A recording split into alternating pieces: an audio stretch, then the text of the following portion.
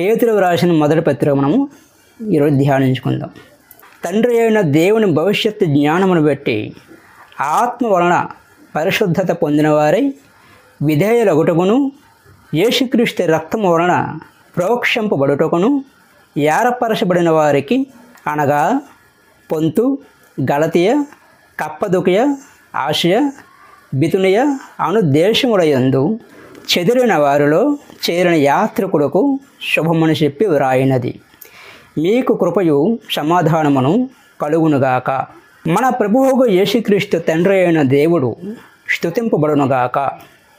మృతులలో నుండి యేసుక్రీస్తు తిరిగి లేచుట వలన జీవముతో కూడిన నిరీక్షణ మనకు కలుగునట్లు, అనగా అక్షయమైనదియు నిర్మలమైనదియు వాడబారనిదియునైన స్వాస్థ్యము మనకు కలుగునట్లు ఆయన తన విశేష కనికరము చొప్పున మనలను మరలా జన్మింపజేసెను.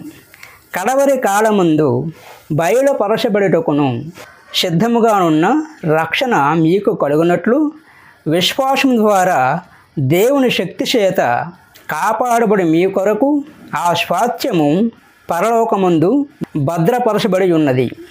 ఇందువలన మీరు మిక్కిలి ఆనందించుచున్నారు కానీ అవసరమును బట్టి నానా విధములైన శోధనల చేత ప్రస్తుతమును కొంచెము కాలము మీకు దుఃఖము కలుగుచున్నది. నశించిపోవు సువర్ణము అగ్ని పరీక్ష వలన శుద్ధపరచబడి ఉన్నది కదా. దానికంటే అమూల్యమైన మీ విశ్వాసము ఈ శోధనల చేత పరీక్షకు నిలిచినదై యేసుక్రీస్తు ప్రత్యక్షమైనప్పుడు మీకు మెప్పుయు మహిమయు ఘనతయు కలుగుటకు కారణమగును. మీరు ఆయనను చూడకపోయినను ఆయనను ప్రేమించుచున్నారు. ఇప్పుడు ఆయనను కన్నులార చూడకయే విశ్వసించుచున్నారు. మీ విశ్వాసమునకు ఫలమును అనగా ఆత్మరక్షణను పొందుచు చెప్పనశక్యమును మహిమాయుక్తమునైన సంతోషము గలవారే ఆనందించుచున్నారు.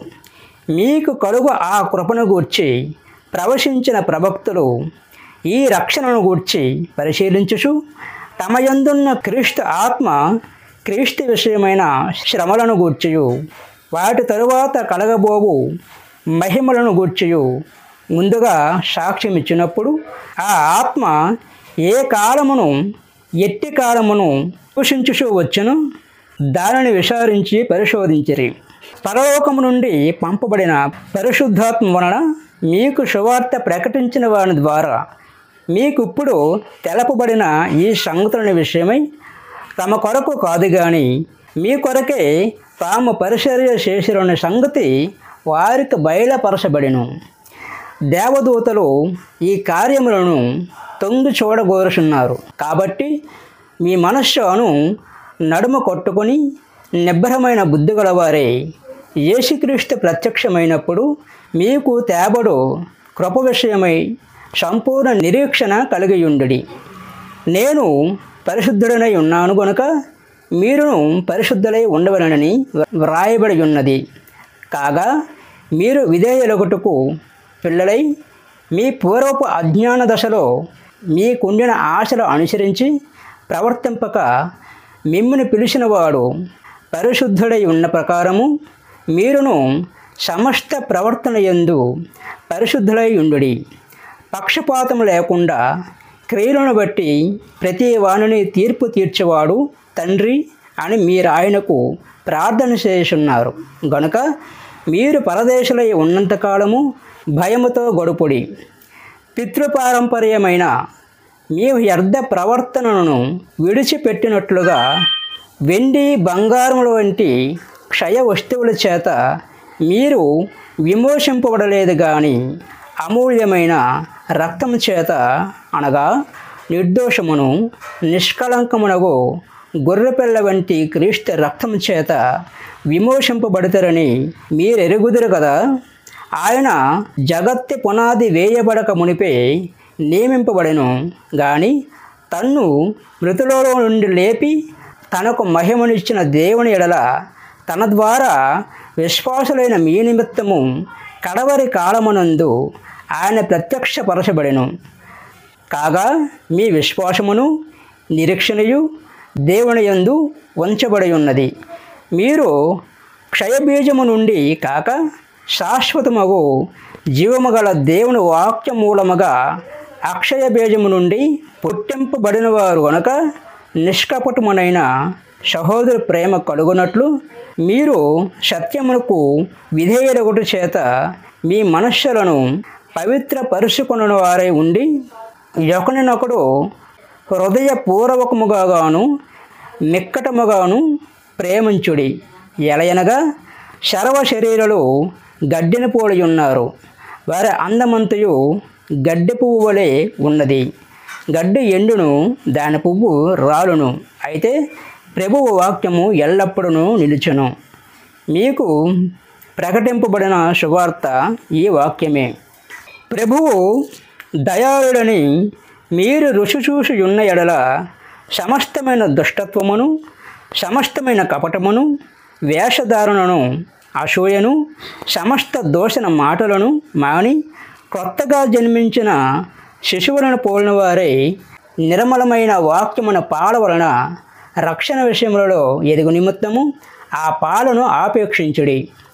మనుష్య చేత విసర్జింపబడినను దేవుని దృష్టికి ఏర్పరచబడినదై అమూల్యమును సజీవమునైన రాయగు ప్రభువునొద్దకు వచ్చిన వారై యేసుక్రీస్తు ద్వారా దేవునికి అనుకూలమునగు ఆత్మ సంబంధమైన బలులను అర్పించుటకును పరిశుద్ధ యాజకుడుగా ఉండనట్లు మీరును సజీవమైన రాళ్ల వలె నుండి ఆత్మ సంబంధమైన మందిరముగా కట్టబడుచున్నారు. ఎలయనగా ఇదిగో నేను ముఖ్యమైన ఏర్పరచబడినదియు అమూల్యమునగు మూలరాతిని సీయోనులో స్థాపించుచున్నాను. ఆయన యందు విశ్వాసముంచువాడు ఏమాత్రమును సిగ్గుపడడు అను మాట లేఖనమందు వ్రాయబడి ఉన్నది. విశ్వసించు మీరుకు ఆయన అమూల్యమైన వాడు. విశ్వసింపున వారికైతే ఇల్లు కట్టువారు ఏ రాతిని నిషేధించురో అదే మూలక తలరాయ ఆయను, మరియు అది అడ్డురాయు అడ్డు బండయు ఆయను. కట్టువారు వాక్యమునకు అవిధేయులై త్రొట్టిల్లుచున్నారు, దానికే వారు నియమింపబడితిరి. అయితే మీరు చీకటిలో నుండి ఆశ్చర్యకరమైన తన వెలుగులోనికి మిమ్మును పిలిచిన వాని గుణాతిశయములను ప్రచురము చేయ నిమిత్తము ఏర్పరచబడిన వంశమును, రాజులైన యాజక సమూహమును, పరిశుద్ధ జనమును, దేవుని సొత్తైన ప్రజలనై ఉన్నారు. ఒకప్పుడు ప్రజగా ఉండక ఇప్పుడు దేవుని ప్రజలైతిరి. ఒకప్పుడు కనికరింపబడక ఇప్పుడు కనికరింపబడిన వారైతిరి. ప్రియులారా, మీరు పరదేశులను యాత్రికులనే ఉన్నారు గనుక ఆత్మకు విరోధముగా పోరాడు శరీరాశలను విసర్జించి అన్యజనులు మిమ్మును ఏ విషయములలో దుర్మార్గులను దూషించరో ఆ విషయములో వారు మీ సత్క్రియలను చూసి వాటిని బట్టి దర్శన దినమున దేవుని మహిమపరచినట్లు వారి మధ్యను మంచి ప్రవర్తన గలవారై ఉండవలనని మిమ్మల్ని బతిమాలుకొనుచున్నాను. మనుష్యులు నియమించే ప్రతి కట్టడకును ప్రభువు విషయమై లోబడి ఉండుడి. రాజు అందరికీ అధిపతియునై నాయకులు దుర్మార్గులకు ప్రతిదండన చేయుటకు సన్మార్గులకు మెప్పు కలుగుటకును రాజు వలన పంపబడిన వారనియు వారికి లోబడి ఉండుడి. ఎలయనగా మీరిట్లు యుక్త ప్రవర్తన గలవారై అజ్ఞానముగా మాట్లాడు మూర్ఖుల నోరు మూయుట దేవుని చిత్తము. స్వతంత్రులై ఉండియు దుష్టత్వమును కప్పిపెట్టుటకు మీ స్వతంత్రమును వినియోగపరచక దేవునికి దాసులమని లోబడి ఉండుడి. అందరినీ సన్మానించుడి, సహోదరులను ప్రేమించుడి, దేవునికి భయపడుడి, రాజును సన్మానించుడి. పనివారులారా, మంచివారును సాత్వికులైన వారికి మాత్రము కాక ముష్కరులైన మీ యజమానులకును పూర్ణ భయముతో లోబడి ఉండుడి. ఎవడైనను అన్యాయముగా శ్రమ పొందుచు దేవుని గూర్చిన మనస్సాక్షి కలిగి దుఃఖము సహించిన ఎడల అది హితమగును. తప్పిదమునకై దెబ్బలు తినప్పుడు మీరు సహించిన ఎడల మీకేమి ఘనము? మేలు చేసి బాధపడుతున్నప్పుడు మీరు సహించిన ఎడల అది దేవునికి హితమగును. ఎందుకు మీరు పిలువబడితిరి? క్రీస్తు కూడా మీ కొరకు బాధపడి మీరు తన అడుగు జాడల యందు నడుచుకున్నట్లుగా మీకు మాదిరి ఉంచిపోయాను. ఆయన పాపము చేయలేదు, ఆయన నోటను ఏ కపటమును కనబడలేదు, ఆయన దూషింపబడియు బదులు దూషింపనే లేదు, ఆయన శ్రమ పెట్టబడియు బెదిరింపక న్యాయముగా తీర్పు తీర్చి దేవునికి తన్ను తాను అప్పగించుకొనెను. మనము పాపముల విషయమై చనిపోయి నీతి విషయమై జీవించినట్లు ఆయన తానే తన శరీరమందు మన పాపములను మ్రాణి మీద మోసుకొనెను. ఆయన పొందిన గాయముల చేత మీరు స్పష్టత నొందితిరి. మీరు గొర్రెవలయు దారి తప్పిపోతిరి, కానీ ఇప్పుడు మీ ఆత్మల కాపరయు అధ్యక్షుడనైన ఆయన వైపునకు మళ్ళీ ఉన్నారు. 3వ అధ్యాయము. అటువలే స్త్రీలారా, మీరు మీ స్వపురుషులకు లోబడి ఉండడి. అందువలన వారిలో ఎవరైనాను వాక్యమునకు అవిధేయులైతే వారు భయముతో కూడిన మీ పవిత్ర ప్రవర్తనను చూసి వాక్యము లేకుండానే తమ భార్యల నడవడల వలన రాబట్టబడవచ్చును. జడలు అల్లుకొనుటయు బంగారు నగలు పెట్టుకొనుటయు వస్త్రములు ధరించుకొనుటయునైనా వెలుపటి అలంకారము మీకు అలంకారముగా ఉండక సాధువైనట్టు మృదువైనట్టు గుణమును అక్షయ అలంకారములకు మీ హృదయపు అంతరంగ స్వభావము మీకు అలంకారముగా ఉండవలను. అది దేవుని దృష్టికి మిగుల విలువగలది. అటువలే పూర్వము దేవుని ఆశ్రయించిన పరిశుద్ధ స్త్రీలను తమ స్వపురుషులకు లోబడి యుండుటి చేత తమను తాము అలంకరించుకునేరి. ఆ ప్రకారము సారా అబ్రహామును యజమానుడని పిలుచుచు అతనికి లోబడి ఉండెను. మీరును యోగ్యముగా నడుచుకొనుచు ఏ భయమునకు బెదరకుయున్న ఎడల ఆమెకు పిల్లలగుదురు. అటువలనే పురుషులారా, జీవమును కృపావరములో మీ భార్యలు మీతో పాలువారై ఉన్నారని ఎరిగి ఎక్కువ బలహీనమైన ఘటమైన భార్యను సన్మానించి మీ ప్రార్థనలకు అభ్యంతరం కలగకుండానట్లు జ్ఞానము చొప్పున వారితో కాపురము చేయడి.